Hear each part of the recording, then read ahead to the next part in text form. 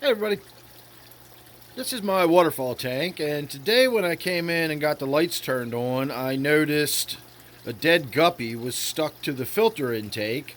I do have a hang on the back filter, although in this case it's technically a hang on the side filter. And then of course I've got my main pump down there in the bottom. But the guppy was stuck to the filter intake on the right, and then I noticed there was another guppy dead on the bottom.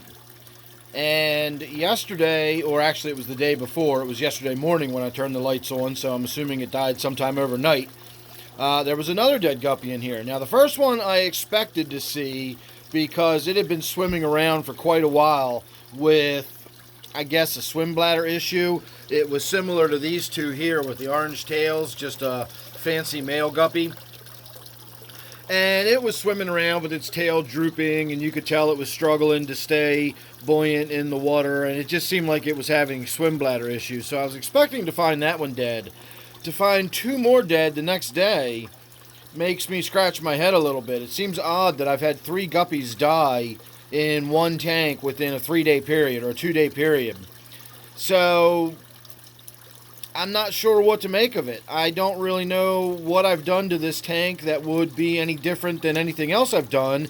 The only thing I can think of is I added some Excel plant food to the tank recently, and when I put it in, I put a really large dose in there, not realizing how concentrated it was.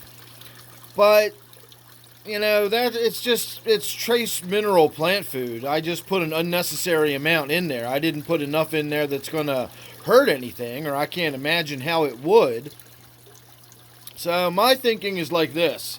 If I put all of those dissolved minerals in there, which is what the trace plant food is, the fish that would have been most affected by that would have been the fish that are more geared towards soft water, which would be the tetras. By adding minerals, I'm adding more dissolved solids to the water. It's the soft water fish that would be affected by that. Guppies are traditionally hard water fish, so adding mineral supplements to the water would actually make the water more amenable to the guppies themselves. So I kind of ruled out the idea that putting an extra little splash of Excel trace nutrients in there would make a difference.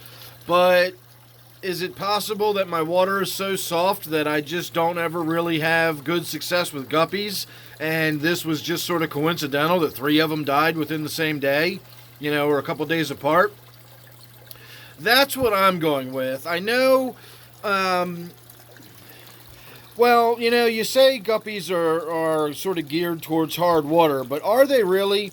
I know wild guppies are. If you find guppies out in the wild, they're said to be more suited to hard water, and you'll even find them in brackish water.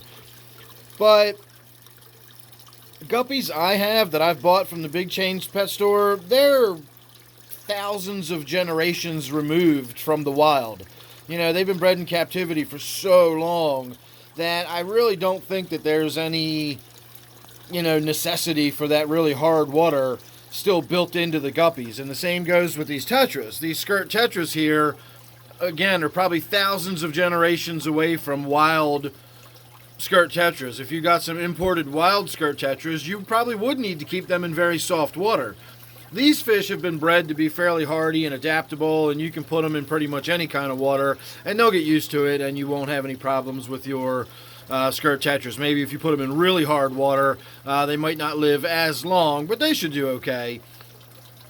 And I think the guppies is the same way. Maybe they don't do great in my soft water, but I know fancy guppies won't do well in brackish water either. And brackish water is where you will typically find guppies in the wild. So all of that sort of wild, natural needs have been bred out of them, and they've been bred to be sort of hardy, adaptable aquarium fish. So I don't know. It just seems really odd and coincidental that I had 3 guppies die in one tank within a couple of day period. So we'll just have to wait and see. I've got 2 of the platinums left, and then I've got 2 of these males that we've been seeing up front here. And then in the back, I don't know how well you can see that one It's like this weird crook back, fat bellied. It's kind of deformed. It's been in there for a long time. I'm really surprised it's still alive. So if that one dies, you know, that's not going to be a mystery. That was a deformed one from birth. That came out of one of my other tanks. I just threw it in here. I finally got my tank sorted out to where I don't have too much in the way of excess guppies being produced everywhere, which was a problem not too long ago, and I was just having to put guppies in tanks and, you know, sort of use them as fish food and that sort of thing. And now, since I have very limited access to, you know, fish at this point, I almost wish I did have some breeding guppies, and then I could start just spreading some guppies around in some of my tanks and, you know, just give me something to do. But we'll see. Anyway, just throwing that out there. It was just something, point of interest. I wanted to, you know, throw it out there, see if anybody else had any thoughts or ideas. Again, my water's really soft. I don't have any well, I won't say I don't have any nitrates. I got very low nitrates in this tank because of all the plants, I guess. I've got very high amounts of tannins. I've got no calcium, no magnesium, no iron, and no mineral salts, really. It's very, very, very soft water. So, you know, I'm going to probably chalk it up to that for the time being. If anybody else has any other ideas that make more sense, I'll be glad to hear them. So there you go, everybody. Make sure you subscribe. Thanks for watching this one. Hope you enjoyed that. And don't forget, this one here is my waterfall tank. So thanks again. I'll see you real soon in the next one.